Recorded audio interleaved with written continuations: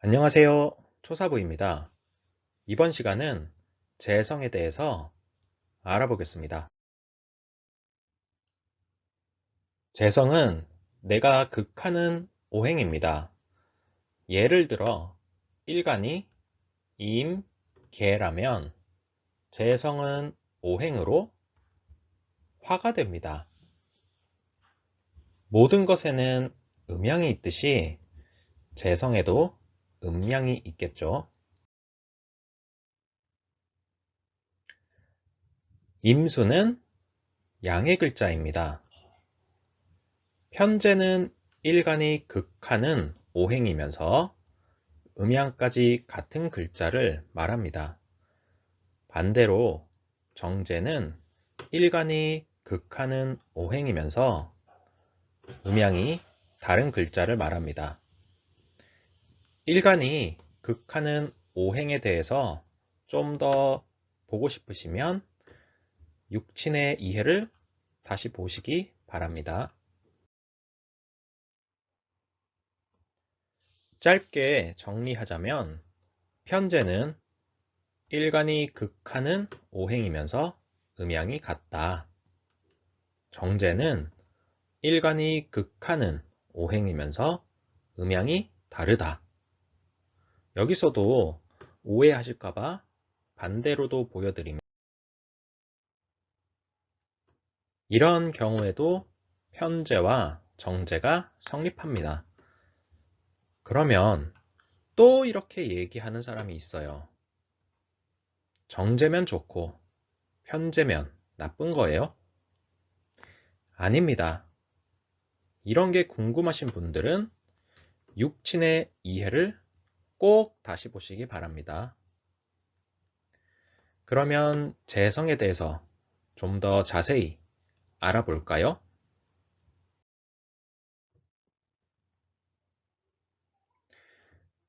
내가 극하는 것이 재성이죠.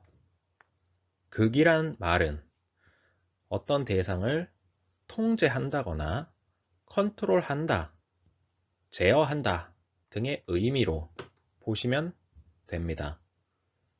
그러면 여기에서 하나씩 확장해 볼까요?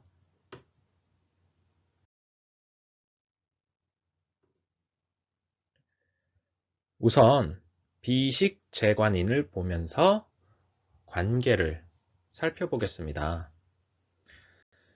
이 그림만 보고 수생목, 스극화 이렇게 단편적으로만 알고 넘어가시면 안 됩니다. 내가 수생목으로 식상의 행위를 하면 목생화로 재성을 만들어내는 것도 되는 것입니다.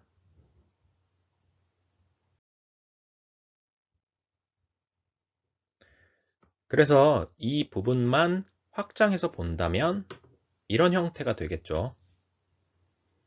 그러면 재성을 만드는 루트는 식상을 거쳐서 재성으로 가는 길과 곧바로 재성으로 가는 길이 있다는 것입니다.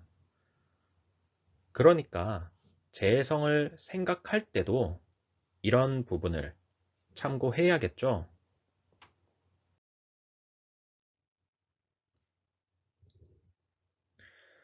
그럼 우선 첫 번째 루트, 식상을 통해 재성으로 가는 길을 생각해 보겠습니다. 식상은 나의 표현력, 기술, 재능, 일하는 것, 만들어내는 것 등등이 되죠. 그러니까 식상과 재성이 있다면 그런 능력으로 무언가를 만들어내는 것이 수월할 것입니다.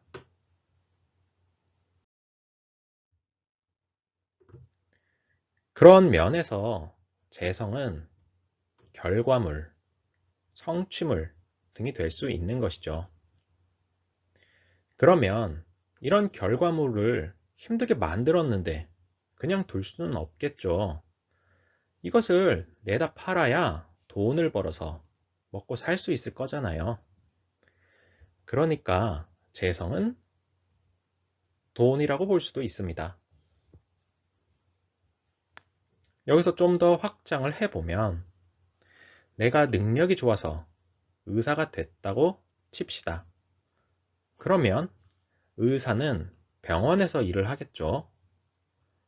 그렇다는 것은 병원이라는 장소, 무대에서 내 능력을 발휘하니까 돈이 생긴다는 것입니다.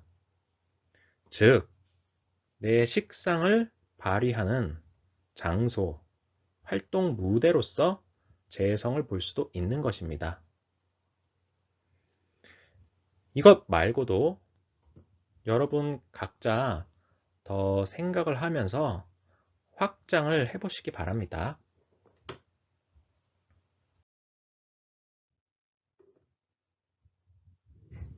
이제는 두 번째 루트, 재성으로 바로 가는 길입니다. 이런 경우라면 식신이 없이 곧바로 결과물을 가지려고 하겠죠. 그러면 이 사람은 어떤 식으로 살아가려고 할 것인가? 그것을 생각해 보는 것이 우리의 몫입니다. 첫 번째로 제가 생각했을 때 가장 쉬운 방법은 만들어져 있는 것을 활용하는 겁니다. 그런 방법으로는 유통이나 판매 이런 것들이 될 수 있겠죠.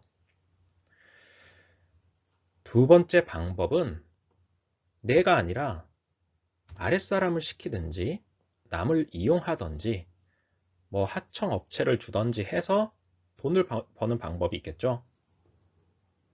뭐 이외에도 확장은 각자 해보시기 바래요.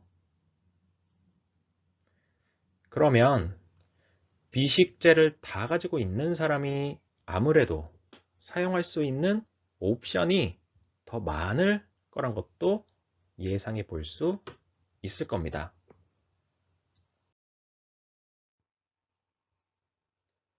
이렇듯이 재성은 여러 가지 의미를 가지고 있습니다.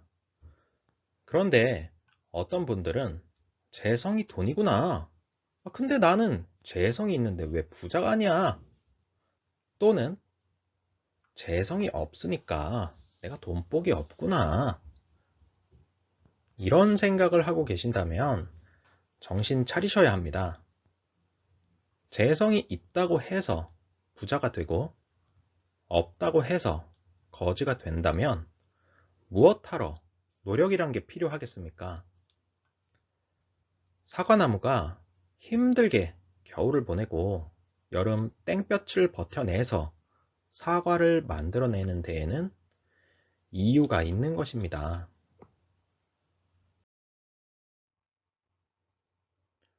이제 재성의 관계성을 알아보겠습니다.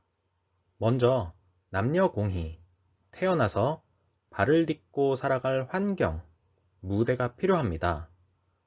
그래서 아버지가 됩니다. 물론 사람들마다 생각이 다를 수 있습니다. 왜냐하면 서로의 아버지는 성격이나 특성, 재물의 정도가 다르기 때문이죠. 하지만 지금 저는 공통적으로 적용할 수 있는 기준을 생각하고 있다는 것을 참고해 주시기 바랍니다. 우리가 태어나서 자라기 위해서는 필연적으로 먹고, 입고, 잘 환경을 제공받아야 합니다. 그것을 누가 제공해 줄까? 과거에는 아버지가 제공해 주었겠죠. 그러면 지금은 그렇지 않을까요? 물론 요즘은 맞벌이 가정이 많습니다. 하지만 가족을 부양할 책임을 크게 느껴야 될 사람은 남자, 그러니까 아버지일 것입니다. 그래서 요즘 나이 먹은 아버지들을 뭐라고 해요? ATM이라고까지 하잖아요. 결국에 요즘 시대에 아버지들은 돈을 벌지 못하면 쓸모가 없어지는 겁니다.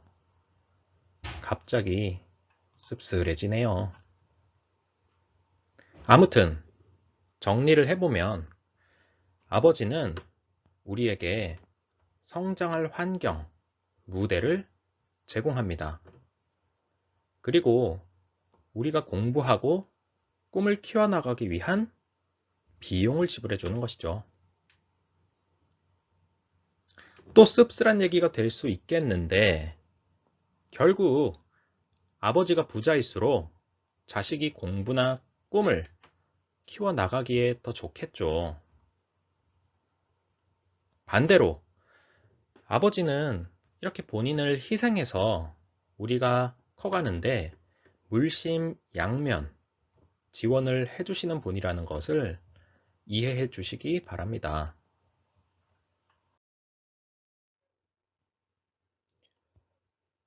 이번에는 남자의 입장에서 보겠습니다.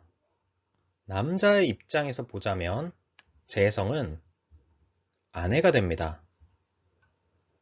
보통 재성에 대한 설명을 할 때 과거에는 남자가 여자를 재물이나 돈 같은 소유물로 여겼지 않냐. 그러니까 아내가 재성이다. 이런 식으로 설명하시는 분들이 많습니다. 그런데 제가 봤을 때는 꼭 그렇지는 않을 것 같다는 생각이 듭니다. 왜냐하면 과거라는 것이 엄청나게 변화를 해왔거든요. 과거의 여자를 겨우 그런 소유물로만 인식을 해왔던 것인가? 우리나라의 경우에도 조선 중기까지만 해도 여자에 대한 권리와 대우가 있었습니다. 그런데 중기를 거치면서 재물 증식, 재물의 확장을 위해서 장자 상속이 강해졌고 그러면서 여성에 대한 권리가 축소되어 버린 것입니다. 물론 이 부분은 역사 공부를 더 하면서 확인은 해봐야겠죠. 제가 생각하는 여성이 재성인 이유는 바로 바깥일을 하기 위해서 집안이 화목해야 한다는 것입니다. 그러니까 과거에 남자가 가장 성공하는 방법은 과거 급제였고 관직에 오르는 것이었습니다. 물론 여기서 말하는 남자는 선비라든지 양반이라든지 그런 사람들이었겠죠. 어쨌든 그런 남자는 죽치고 공부를 해야 했을 겁니다. 공부하기도 바빠 죽겠는데 그런 상황에서 돈을 벌 수가 없었을 거 아니에요. 그러면 반대로 아내의 입장에서도 남편이 관직에 올라야 자기 삶도 펴는 거예요. 그러니까 굳은 일도 마다하지 않았던 것이죠. 즉, 제가 보는 재성이 아내인 이유는 아내가 남편이 성공하는 기반이 되어준다고 본 것입니다. 무슨 남자가 여자를 소유물로만 여긴다? 그러면 성인인 소크라테스는 왜 아내인 크산티페에게 박박 긁히며 살겠습니까? 다만 아무래도 한 집안에 중심점이 있어야 되다 보니까 남자는 양이요, 여자는 음이다. 남자는 하늘이요, 여자는 땅이다. 그러니까 남자가 바깥에서 가족을 보호하는 것이고 여자는 안에서 가족을 먹여 살리는 것입니다. 그렇다 보니 아무래도 남자가 중심을 잡기 위해서 아내를 잘 컨트롤해야 한다는 것이 재성의 의미일 수도 있을 것입니다. 또 쉽게 생각해 보자면 남자가 돈을 벌면 아내에게 바쳐라 라는 것도 되는 것이죠. 이 외에도 여러분들께서 여러 가지 사고의 확장을 해보시기 바랍니다.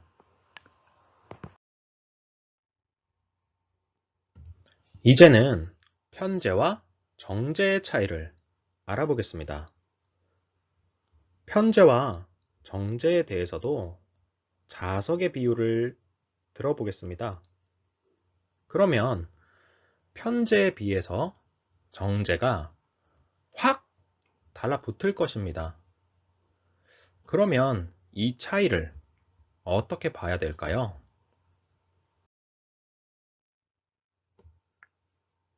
여기 돈이 있는데 하나는 저 멀리 있고 하나는 손에 쥐고 있습니다. 자, 그러면 무엇이 편제이고 무엇이 정제의 느낌일까요? 그렇죠. 왼쪽이 편제, 오른쪽이 정제의 느낌이죠.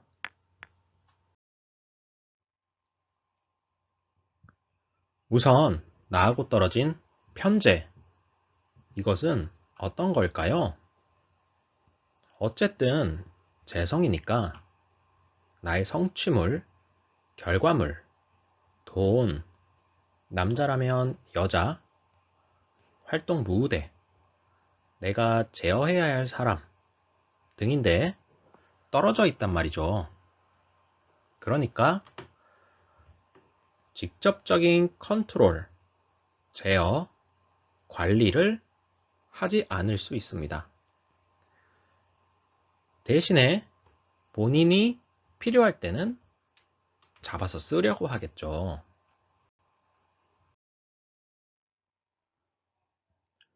또 들고 있지 않다 보니까 아무래도 충족되는 마음이 적을 겁니다.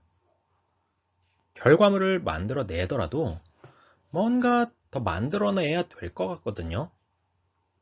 그러니까 옆에서 보는 사람은 야, 이 사람 욕심 많은데? 큰 돈을 벌려고 하네. 그런 식으로 생각을 하게 되는 것이죠. 이 외에 편지에 대한 속성은 각자 확장을 해보면서 생각해 보시기 바랍니다. 이번에는 정제입니다. 아무래도 내가 붙잡고 있으니까 직접적으로 제어하겠죠. 그러면 직접적인 제어와 간접적인 제어는 무슨 차이일까요? 예를 들어서 제가 사장입니다. 어떤 일을 시켜야 하는데 정제 사장님은 좀 이런 느낌이죠. 그러니까 물론 정제가 있다고 해서 항상 저렇게 얘기하는 건 아니에요. 그러니까 정제의 느낌이라는 거는 무슨 일을 시키더라도 꼼꼼하게 자기가 원하는 대로 아랫사람이 일하는 것을 제어한다는 것이죠. 편제 사장님은 어떻겠어요? 아무래도 아니, 너 하고 싶은 방식대로 해. 대신에 결과는 잘 만들어 와. 뭐 이런 느낌이겠죠. 다음으로 내가 붙들고 있으니까 계속 갖고 있으려고 할 겁니다. 그러니까 그 양이 적더라도 내가 가지기 위해서 차곡차곡 모으려고 하겠죠. 또 항상 가지고 있는 것이니까 만족감을 가질 수도 있을 거예요. 여기에서 각자 정제에 대한 속성을 확장해서 생각해 보시기 바랍니다.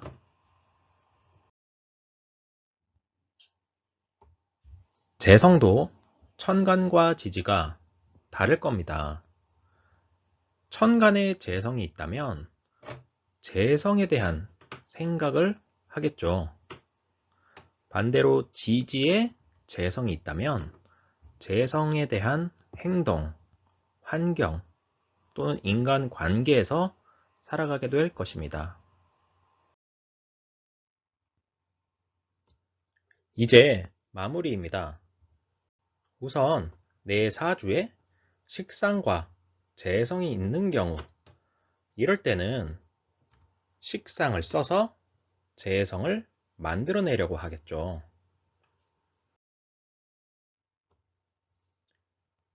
반대로 사주에 식상이 없이 재성만 있다면 재성을 억지로 만들어내려고 하거나 아니면 어디서 만들어진 걸 활용해야겠죠.